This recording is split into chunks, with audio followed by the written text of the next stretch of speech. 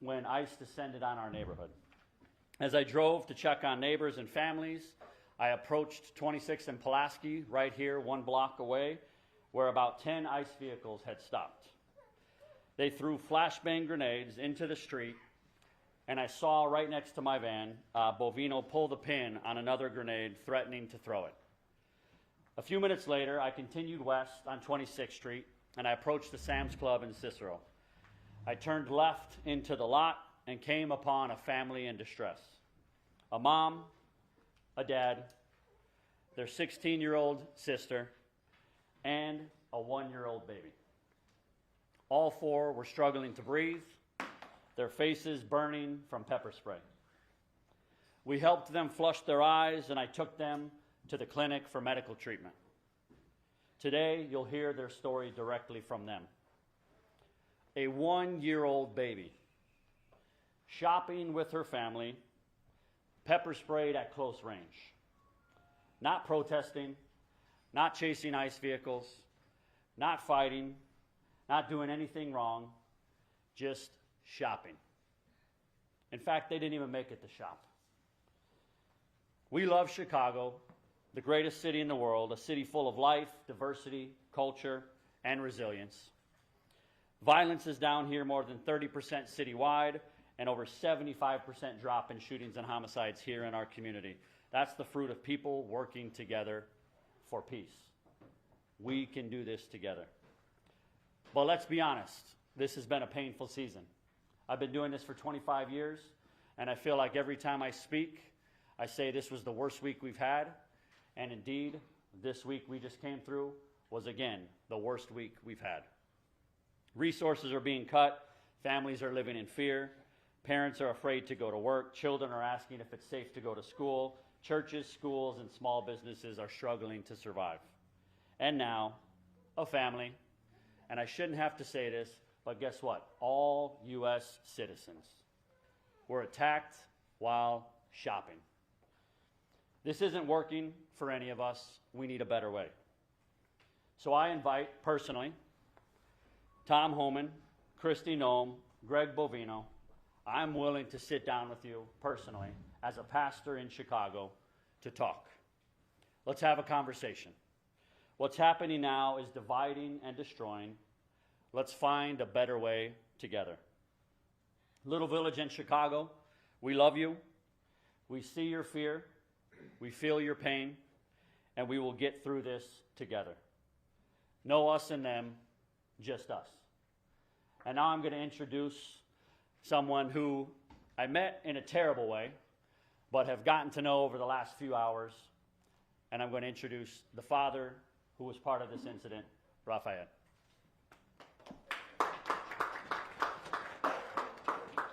Nice to meet you. Mucho gusto a todos. La verdad que para mí, pues, ¿cómo les diré? Fue algo inesperado. Yo casi, pues, era mi día normal. Yo iba a trabajar por la tarde. En la mañana me levanté como en el día normal. Le dije a mi esposa, ¿sabes qué? Hay que tener que ir a comprar la despensa de la semana. Es sábado y nos hay que tener que ir a comprar. Nos paramos, nos fuimos. Voy llegando yo a Sam's, voy entrando al parqueadero cuando de repente yo escucho silbatos de los carros, escucho los silbatos de los ¿cómo se llama? De los silbatos que tienen cada gente. Volteo hacia mi lado, veo para arriba, veo el helicóptero. Es cuando yo le digo a mi esposa, le digo, ¿sabes qué? Hay que evitarnos tanto problema, le digo, hay que salirnos antes de que lleguen y se haga un caos que no se pueda salir de aquí. En el momento que yo voy tratando de salirme, yo que no soy ni un protestante, yo no soy que ni lo estoy buscando, ni lo estoy tratando de hacerles nada a ellos, que no dicen todos, como me dice mi madre, que fui educado, sabes que si los ves, tú hazte como si no estuvieran ahí, hijo, haz como si están, pero no los vistes. Yo iba manejando como si nada, ni les puse atención cuando yo voy viendo que va entrando la troca negra de los de ICE, la Nissan específicamente, la pickup, va entrando al parqueadero, desde que va entrando la troca va aventando spray a la gente, por ninguna razón. Cuando yo me voy acercando, a mí no se me vino a la mente que a mí me iban a dispararme con el spray de pepper spray. Cuando yo reaccioné, ya fue muy tarde, fue que mi esposa me dijo, la niña. Yo traté de reaccionar, al tener todo el spray en los ojos, yo traté de reaccionar. algo que tal vez en mi mente no se me vino, traté de hacerme a un lado, tratar de ayudar a mi hija porque pues específicamente es una niña de 1 año. O sea, ¿qué es lo que buscan? O sea, si estuvieron aquí en la villita, lo único que están tratando de hacer, la verdad, yo no sé qué es lo que buscan en hacer, tratar de meternos miedo cuando bien claramente saben que aunque hagan lo que hagan, no van a poder contra nosotros. Ahora están yéndose contra los niños que son inocentes, que no tienen nada que ver con esto, los afectan. Ahora mi hija ayer tuvo que estar hospitalizada en un hospital por culpa de ellos. Tuvieron que venir los de veneno porque no sabían si la niña le iba a afectar o algo le iba a poder dar efectos después de ese spray. La niña, gracias a Dios, ahorita pues está respondiendo bien. No, los doctores nomás nos dijeron que tuviéramos al tanto de la niña, que cualquier cosa de que ella cambiara, pero pues a como se ve la niña está bien en salud, pero pues nunca podemos saber porque es una bebé. No me podrá decir, ¿sabes qué? Me duele esto, me siento mal. La verdad que no. Ahorita la niña está traumatizada, algo que mi hija, yo nunca pensé que le iba a meterle en una situación en esto, a una cierta edad que pues ella la cual no tiene ni que pasar por esto, la verdad. Can you do in English as well? Hmm? Can you do in English as well? Oh, okay. Eventually, Spell your name for us. oh, Okay. my name is Raphael Beraza, Rafael Beraza, V as in Victor, Eraza. Eventually, my morning was on a Saturday morning. I told my wife like every Saturday morning, you know what, we gotta go grocery shopping. Eventually, we don't have nothing, you know, it's payday, I gotta go get groceries. Eventually, I told them, you know what, let's step out, let's go to Sam's. We normally know when there's a lot of stuff happening. We didn't know, we're not like any other day. We just eventually went to Sam's. When we approached the Sam's parking lot is when I heard, then I told my wife, I'm like, do you hear the sirens and do you hear the whistles? She was like, no. And as when I looked out my window, I looked up and I saw the chopper. Was when I told my wife, I'm like, you know what? There's no point of us shopping if this is gonna be a chaos. I'm like, you know what? Eventually, let's just leave. We could come back after everything happened. The moment that I'm approaching to leave the Sam's parking lot on Cicero, on the side of Ogden, I'm seeing ICE trucks coming in through the side of parking lot. Eventually, I'm trying to leave the parking lot. I'm not a protester. I don't have nothing against them. I was not attacking them or anything.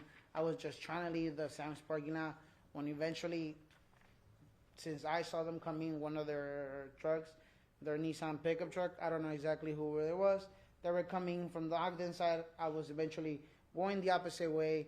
I saw them. One of the officers took out their hand out of the window. Eventually, he started spraying from the beginning, from the front of the car, towards the back.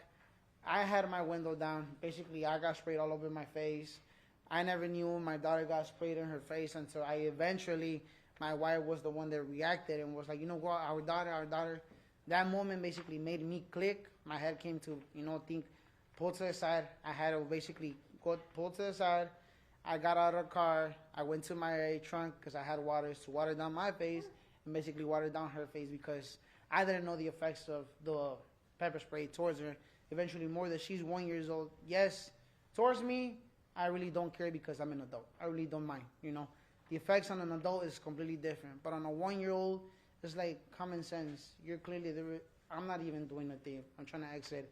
They're coming in this way. I didn't even look at them. You could clearly see on the video there's going on around. I'm just minding my own business. I'm not even looking at them. I'm going straight forward, trying to come out. They're looking out. They're spraying at everybody's cars. They spray from the beginning of my front of my car all the way to the back. That's when, like I'm telling you, I noticed, my wife noticed, then my daughter tried to open her eyes. She was struggling to breathe. So that was when Matt came in. I didn't really notice. I couldn't see. It was when I heard him. He was trying to help us out. He was the one that basically took us, helped us out, helped me and helped my daughter take us to the hospital to make sure we were right. Mostly, I didn't care about my health because at the moment, everything that just came to my head was my daughter's health because eventually she's 1 year old. So exactly, I didn't really have to go through this. My daughter neither had to go through this because eventually we're not really no protesters.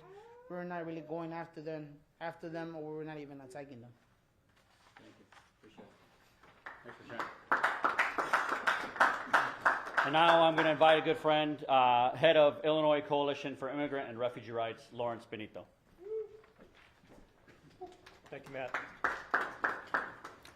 Good afternoon. My name is Lawrence Benito, Executive Director of the Illinois Coalition for Immigrant and Refugee Rights. Yesterday in Little Village and Cicero was another example of what we have seen throughout Chicago and the suburbs on a near daily basis for the last 2 months. Members of rapid response teams in our network, as well as local elected officials and everyday Illinoisans, have been on the front lines of documenting ICE and CBP's atrocities and leading the community-based response to ensuring people have the support they need to keep their families together. We thank members of La Villita Se Defiende for your leadership yesterday and throughout the whole year. We also thank the team at New Life Centers, including Matt DiMatteo, for your ongoing work to look out for our neighbors and bring all our communities together. And we thank the Veraza family for your bravery in speaking publicly about what ICE and CPB did to your family yesterday. This is unfortunately not an isolated incident across our region. Yesterday, community members witnessed ICE and CBP agents shoot pepper balls, use tear gas, and use pepper spray in seeming violation of our direct court orders that were announced by a federal judge just days earlier. When Trump says that ICE and CBP, quote, haven't gone far enough in their tactics, this is what he means. He means pepper spraying a car with a baby inside. He means repeatedly using tear gas on residential streets. He means increasing the cruelty and inflicting harm on even more Illinois residents who refuse to comply in advance with his hateful agenda. To all Illinois residents, remember that ICE and CBP have lied and will continue to lie about our communities to justify their violence. We know the truth about what Trump and Bovino are directing their henchmen to do every day. We see them separating families and abducting our neighbors every day. We can and must continue to document their atrocities and assert our rights. Because if we don't, it will be easier for Trump's increasingly authoritarian regime to tell us that we can't. You have the right to document immigration enforcement happening in public. You have the right to remain silent, to ask for an attorney, and to refuse to sign anything. And as always, if you see ICE in your neighborhood, or if someone in your family has been taken, call the ICR Family Support Hotline at 855-435-7693. Thank you. Thank you, Lawrence. Now I'm going to invite Victor Rodriguez Jr. from La Villita Community Church. Hello, my name is Victor Rodriguez, lifelong community resident of La Villita and parishioner at La Villita Community Church located here in our neighborhood. Yesterday, I took it upon myself to go out into our community and attempt to keep people safe. Protests were happening, people were angry, and unfortunately, government, state officials who have come down with masks and intimidation factors, baiting our community residents into living in that anger and doing something that will justify terrorizing our community. As I went out yesterday and I looked upon what was happening, I saw two things that struck me. First was anger. People have been pushed, people have been tested, and people are scared. The second I saw was great lament. We have people here running home, mothers and fathers scared to leave their house. We see here firsthand some of the pain and lament of our community members. You see firsthand different non-for-profit organizations that are attempting to rectify this wrong. After I speak today, you'll hear from various elected officials who are fighting that fight in accountability in the way, in the path that we know that we have right now. And as we bridge this gap between community organizers and elected officials, I want to take a time. It is Sunday, and as a son of a preacher, I'd be remiss if we didn't do a little prayer or worship this morning. So I just want to take time real quick and pray not only for the families that are suffering, the families that are trying to come back from trauma and pain, and also for our elected officials who are taking up that garb for every one of us, that are taking up that mantle and saying, we will fight for you. So, Father God, we come to you before this morning as humble servants of your word, of your love, Father God. And as the faith community here in Little Village, we are standing up and saying enough is enough, Father. We pray that your mercy be showed upon us, that your Spirit be come down, Father God. And I pray that we remember that at the end of the day, your word is very firm, that you are on the side of the least of these, the side of the sojourner, and that justice will roll down. And that's what we're praying for this morning. And we're praying for our elected officials as they continue on in our fight. Thank you. Now I'd like to invite Congressman Jesus Chuy Garcia. Thank you, and good afternoon to everyone. In the vein of what Victor Rodriguez just stated, I pray that the federal courts and judges who are trying to rein in the unconstitutional, illegal, and barbaric acts of federal agents who continue to inflict violence on our community, regardless of people's status, because everyone is being harmed and persecuted by ICE agents gone rogue. We hope that they are monitoring yesterday's events and the testimonies presented here today, because the most innocent families are being harmed by their efforts. Yesterday, my wife and I were trying to celebrate our 48th wedding anniversary, interrupted time and time again by helicopters hovering over our house. Why do they have to stay there for minutes, knowing that we live just downstairs a couple of 100 feet? What's the point? The point is intimidation. The point is to drive home the point that we should give in, that we should not demand our rights, that we are somehow lesser, and that we all just should all crawl into the shadows of society. They've continued their campaign of terror and harm, and they're harming everyone. The elderly, parents who simply for driving by, going to the grocery store, can become victimized. The children who are afraid to go to school. The children who are constantly looking out for ICE or for whistles being blown when the raids come to the neighborhood. This is shameful and un-American, and once again proof that rogue federal agents are acting as a new American Gestapo, and our community is in their crosshairs. However, I have never felt prouder of people in this community across Chicagoland because of the peaceful, nonviolent resistance. This is how you win people's hearts and minds, and this is how we're winning our message that we are hardworking, that we are builders, and that we are an essential part of American fabric. Peaceful nonviolence. I recognize the frustration. I recognize the anger. I recognize how so many people feel. However, if we succumb to violence, we will lose our battle. If we succumb to violence, our message will get lost. The essence of everything good that we are can dissipate. That's why it is essential that even though you may fear and be afraid, don't be intimidated. Find strength.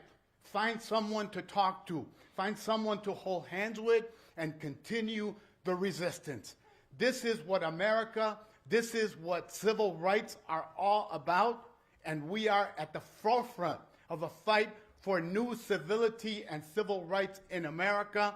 Yes, we're on ground zero, but we are winning that fight.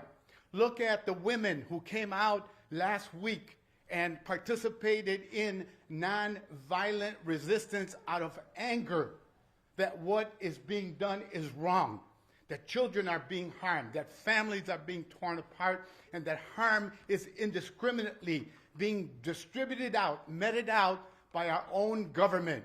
This is wrong. This needs to stop, and that's why we are here today.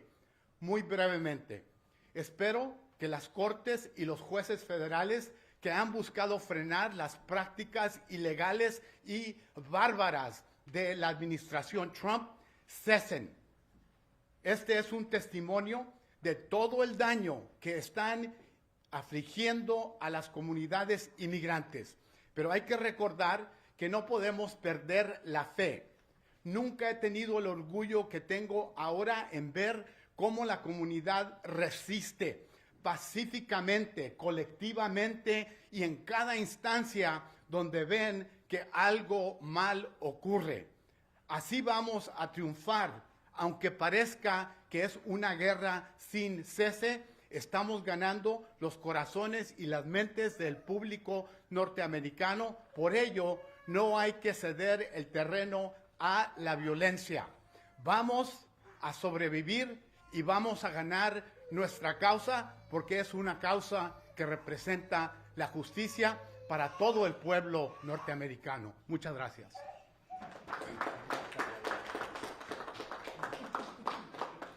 And now I'd like to invite up Alderman Mike Rodriguez. Just want to recognize some of our elected officials today. State Rep. Edgar Gonzalez, State Rep. Aaron Ortiz, Alder Byron Cisco Lopez, State Rep. Teresa Ma, Cook County Commissioner Alma Anaya, Countywide Commissioner Ada Corral Sepulveda, 10th District Police Counselor Elian Baena. You've heard from Chuy, and you'll hear from State Senator Selena Villanueva. Okay? I'm Alderperson Mike Rodriguez. Welcome to my office. A few of you have been here before. Yesterday at around 9:30 a.m., my daughter Sophia, my son Diego, my wife and I were planning our day. We're going to a chess tournament at Urban Warriors down the street. Yesterday at 9 or 9:30 a.m., the Garcia family was planning their 48th wedding anniversary. And yesterday at 9:30 a.m., the Veraza family was planning their day and planning to go to the Sam's Club. You see, residents from throughout our area, from throughout Chicago, yesterday were looking forward to a day of peace and tranquility. They were looking forward to a day of shopping, a day of chess, a day of celebration. But that tranquility, that peace was broken yesterday. That was broken by Donald Trump and his Gestapo, led by Bovino. Right outside of my son's chess tournament, 1 block away, I snuck out to stand on 26th and Pulaski with rapid responders who were throughout our neighborhood, alerting community of what was going on with these federal authorities, much like Victor said, trying to keep our neighbors safe. It was here at 26th and Pulaski where Bovino made a left. He made a left that won't be soon forgotten. They took a brother right in front of the Citibank here, right in front of our eyes. I was standing next to a family of 3. One was a 6-year-old, standing very close to me when a flash grenade was detonated a foot away from me and several feet from the 6-year-old. Further down the street, just down the street, the Veraza family was pepper sprayed indiscriminately by ICE agents. Yesterday was a day of terror. It follows an agenda of terror by this president. I think we stand here today sick and tired of what's happening here, not just in our country and not just in our city, but in our neighborhood and on our streets. We want peace. We want tranquility. As Matt said, the nation's violence numbers have gone down by 20%. The city of Chicago's has gone down 30%. Here in Little Village, it's gone down 60 to 70%. I've never felt less safe in my life than I have over the last couple of months in this reign of terror. Brevemente en español, soy Mike Rodríguez, concejal del Distrito 22 aquí concentrada en La Villita. Ayer fue un día terrible para nuestra comunidad. Familiares como la de la Veraza family estaban planeando su día a las 9, 9:30. Mi familia estamos planeando un torneo de mi hijo a las 9, 9:30. La familia García estaban celebrando su aniversario. Todos nosotros tenemos la idea de tener paz en nuestra comunidad y celebrar el día. Pero esta celebración, ese día normal, se convirtió a un día de terrorismo, llegado por la agenda de Donald Trump. Nosotros estamos unidos hoy día y todos los días en decir que lo que pasó a la familia Veraza no es justo. Eso no trae paz a nuestra comunidad. Esta trae terror. Gracias. And now I'd like to invite Senator Selena Villanueva. I never know what's going to come out of my mouth, so I'm going to surprise everybody, myself included. What I witnessed yesterday with my own eyes was state-sponsored terrorism. At least 4 different instances throughout the course of the morning and the early afternoon, ICE and CBP terrorized our community. They left and they would come back. In at least 4 different occasions, hitting 26 in Kedzie, hitting 23rd and Spalding, Sawyer, 26 in Pulaski, 26 in Kamensky, going to the Sam's Club. They kept going and coming back. And each and every single time, they left destruction in their wake. They left traumatized people in their wake. Each and every time, they left people hurt, abducted individuals, and ran away like thieves in the night. What we saw yesterday is a continuation of this administration telling us that we're nothing. And yet in every single one of those moments that I witnessed, along with so many of the individuals behind me, was the community fighting back and saying, we are worth more than what you know. That we deserve all the good things. That we deserve respect and justice. That we deserve to have 1-year-olds not be pepper sprayed and families be pepper sprayed on a Saturday when they're going grocery shopping. That we deserve for people to come to Little Village and go to our small businesses and have brunch and have a good time and frequent the area. But what the president of this country is doing is terrorism. And we have to call it what it is. It is state-sponsored terrorism. Because when you wake up in the morning and your first thought is, how can I hurt people? How can I harm people? That makes you a horrible human being. And the individuals that are ICE agents, that are CBP agents, Greg Bovino, what we saw was hatred in their eyes. What we saw was their lack of ability of seeing us as humans.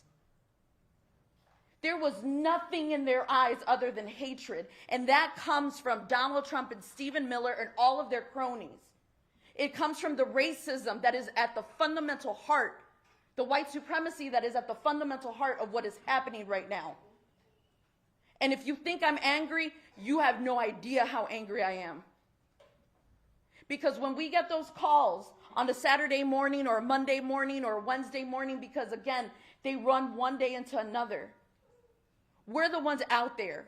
And I don't just mean elected officials. I'm talking about the community. I am a community member before I am a state senator. I am out there trying to defend and fight for our community, and so are so many people standing behind me.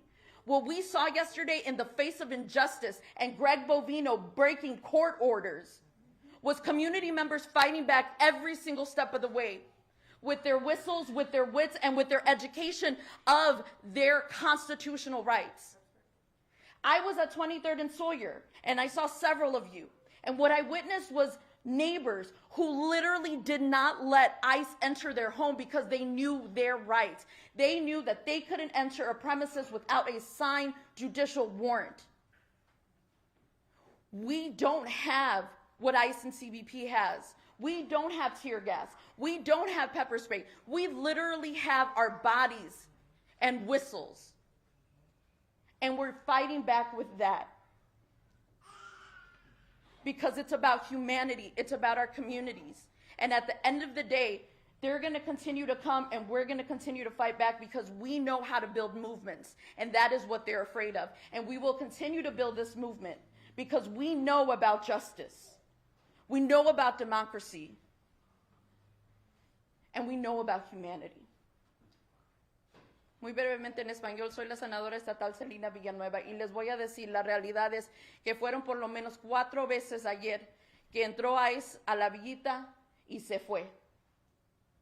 Lo sabemos porque son varias diferentes calles donde agarraron a gente, donde se llevaron a gente, pero también lo que dejaron era destrucción.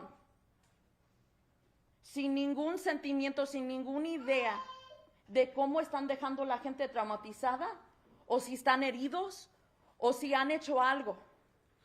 Pero ayer lo que vivimos y lo que vimos con nuestros ojos era una comunidad fuerte, una comunidad que pelea y lucha para la justicia, una comunidad que sabemos que nosotros somos humanos, aunque nos dicen que no lo somos. Lo que vimos ayer es una comunidad que, aunque está cansada de lo que está sucediendo, va a seguir luchando. Porque somos una comunidad que merece esa lucha. Muchísimas gracias. Who keeps us safe? We keep us safe. Who keeps us safe? We keep us safe. Who keeps us safe? We keep us safe. Who keeps us safe? We keep us safe. So to close our time, as you can see, we are united together. We're here to protect our neighborhoods. We're here to protect our city. Our weapons are faith, hope, love, community, advocacy, and each other. And we'll stay united for anything that is going to come. Finally, on my socials, both Facebook, Instagram, and LinkedIn, we've placed the videos of 26th and Pulaski. We have the video of the ICE agent spraying into the car, and we have the video when I came on the scene and encountered the family. You guys have approval to be able to use all those, both on my behalf, on behalf of the family. And now we will pause for questions.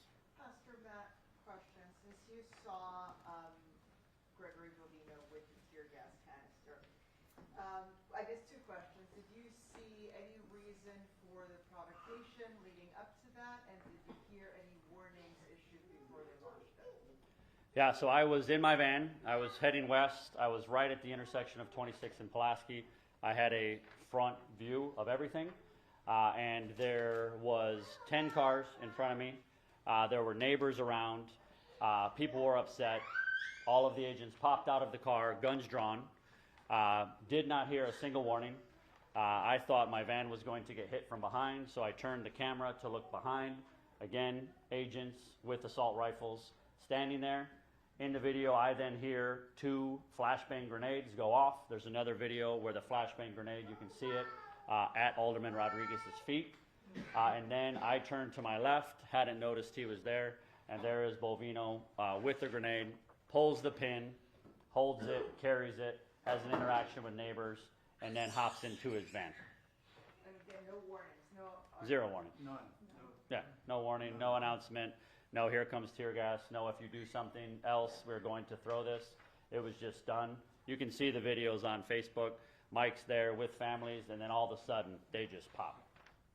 Alderman, same question for you, and also if I can add to that, we know that allegedly all of this happened because agents said that there were gunshots fired at them.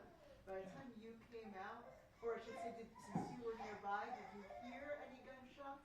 I was at Aguascalientes speaking with the owner. A little bit after the incidents there with ICE, I heard no gunshots. However, I don't know when the alleged gunshots happened, and I wasn't there for more than 20 minutes, so I will say that. Back on 26th and Pulaski, I was there. We were peacefully there.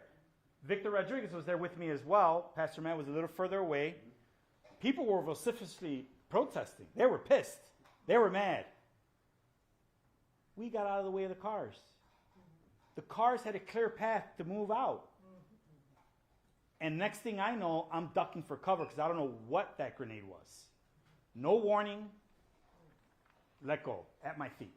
Did you see anything thrown at them before they launched the chemical agent? Absolutely not. And actually, one more question for you, because since there was a CPD officer that was injured by a car in the aftermath of all of this going on, And I think it's important to note, because Congressman Garcia mentioned that there's growing frustration amongst people because I don't think they understand that CPD is not authorized to intervene with federal authorities and what they're doing. And so I'm not sure if maybe you would want to speak about that so that people don't take Yeah. out what's going on CPD officers. Thank you, Michelle. The fact is, I've got to give a lot of credit where credit's due. The Illinois Coalition for Immigrant and Refugee Rights, they organize grassroots organizations throughout the state, a lot in this region. We have fought together. I used to be a member. We have fought together to pass the Illinois Trust Act. We fought together to pass the Welcoming City Ordinance amendments.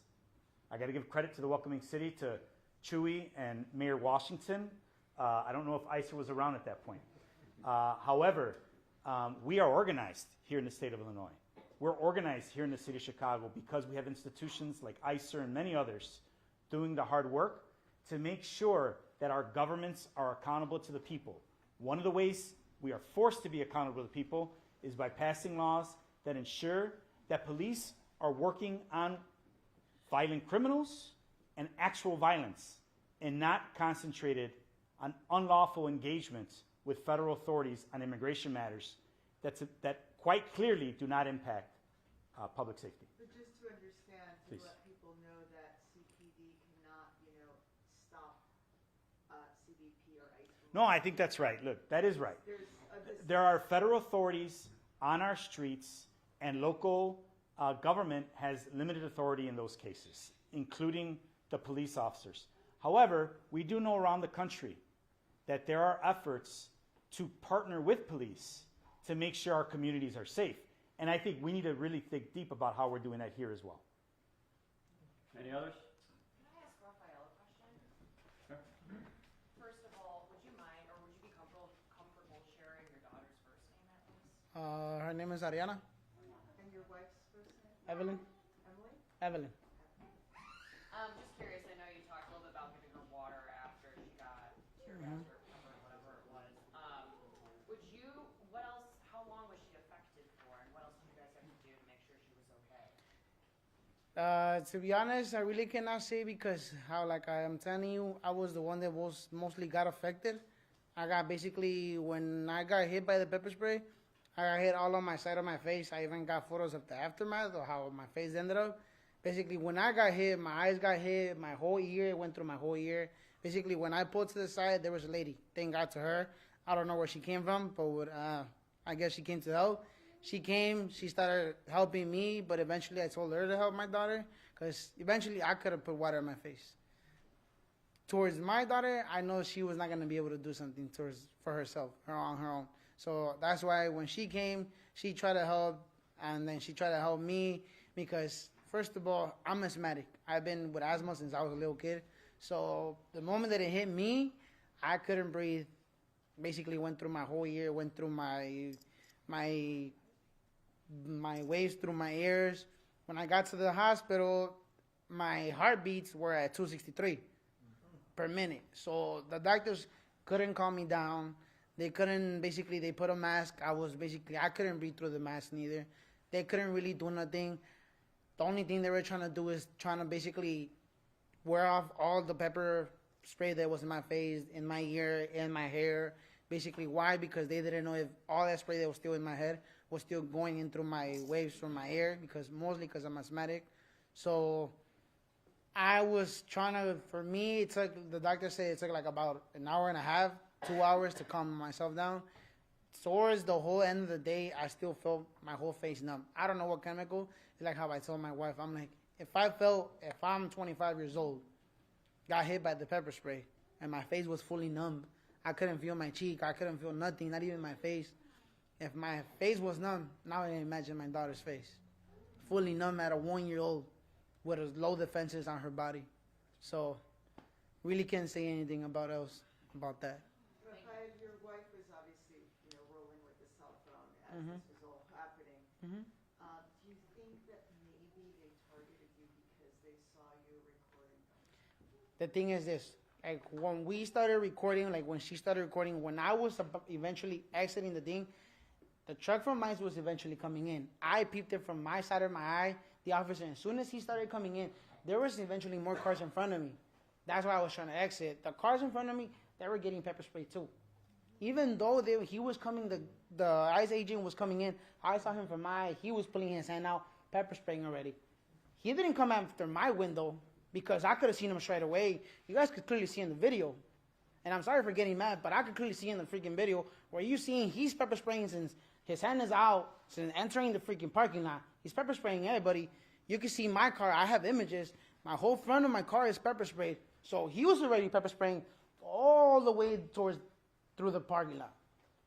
What's the reason exactly? What? Because they got kicked out of Little Village? Because they know they can't come after us? Because how everybody says we got more power against them?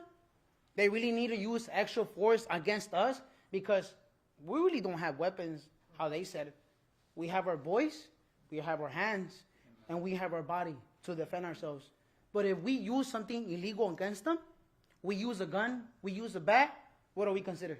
Criminals? What are they considered? Angels? Well, they're considered, to me, I see them as criminals. The same way how they discriminate us, Mexicans, us as the Mr. Donald J. Trump considers us as criminals, cartel members, or whatever the hell he wants to call us. What the hell are they? Sorry for what I'm going to say, right? But this goes towards ICE. Every ICE member in their jurisdiction is a fucking Latino. Especially I seen every ICE agent is a fucking Latino. I swear to, I pray to God, I go to church every Sunday with my family, with my mom and everything. I don't put nothing bad against them, but they're all Latinos. Así como, I'm saying in Spanish because it gets me more mad in Spanish. Así como a nosotros nos hacen menos, va a llegar el punto donde ellos van a ser mucho menos. Y lo diré en inglés y lo diré en español. Cada maldito oficial que trae un vest, trae una placa y trae una pinche pistola, se sienten con poder. Quítense ese puto vest, quítense esa placa y quítense esa puta pistola. Y a ver quién tiene o quién en realidad es humano. Porque con eso solamente se sienten de poder. Sin eso no son mierda. Al igual como nosotros somos humanos, ellos son unos humanos. So, si ellos quieren guerra no les vamos a dar. Pero sí nos vamos a defender. And I think thank you. I think too, what we train people, one of our tools is recording. So recording is legal. And as we talked, they hear a chopper overhead. And I don't know if you've been in those spaces when you have a chopper 200 feet over your head. My wife texts me every day. We live in the heart of Little Village. There's another chopper overhead. There's another chopper overhead. And we get to wonder, is it a news chopper? Is it an ICE chopper? Is it federal government? And when they bring the big Black Hawk one, terrifying. And so one of our only weapons is recording. And so if a family shopping on a Saturday afternoon, trying to get diapers, trying to get milk, trying to get eggs, as we discussed earlier, here's a chopper, here's cars speeding in, and I had my 1-year-old daughter. I have 3 children. If my 1-year-old daughter is behind me, I'm wondering what's going on. And if the charge or whatever negative is to record, completely ridiculous. And so on the video that is there, it's the only 10 seconds we have. It's right as cars are speeding in, as choppers are overhead. Pull out the phone, start recording. As cars are coming, they are literally going the opposite way and start to spray in. It's all on the video. We got time for 1 or 2 more. Victor, just one more. Obviously we talked today about how the courts have attempted to bar this sort of behavior, doing exactly what they did yesterday to you and your family. What would you like to see from the courts in response to this?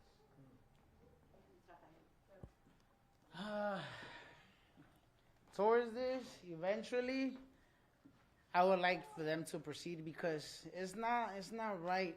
Like I'm saying, it's not right. Okay, yeah, us as adults, we can handle it, but as kids, they shouldn't be targeting kids. They're not part of this. They're 1 year old, 3 years old, 6 years old that don't even know what's life ahead of them. They haven't even seen their full life through them. For them to what? Feel fear? Feel like their parents are not gonna come home? There's, for instance, where I work, my bosses, even my coworkers, they gotta ask me for a ride. Why? Because they tell me, you know what? I'm feared of driving my own car, getting pulled over, not being able to come back to my family, being able to come to my kids. And I see them and I help them. Why? For the same reason, because I don't want them to go through it, something that I could go through. My mom is the same thing. Everybody is gonna be in the same position. A lot of people are scared to even come out just because of what they're doing. They like how they're saying, we're criminals and they're terrorists. How do you spell your daughter and your wife's name? My wife's will be Arinna, and my wife's will be Evelin. Yeah, I think I'll close this out. What we want is we want justice. We want accountability. We want peace. We want what we've had, and we want to see our communities thrive. Thanks for being here. If want any interviews one-on-one, let me know.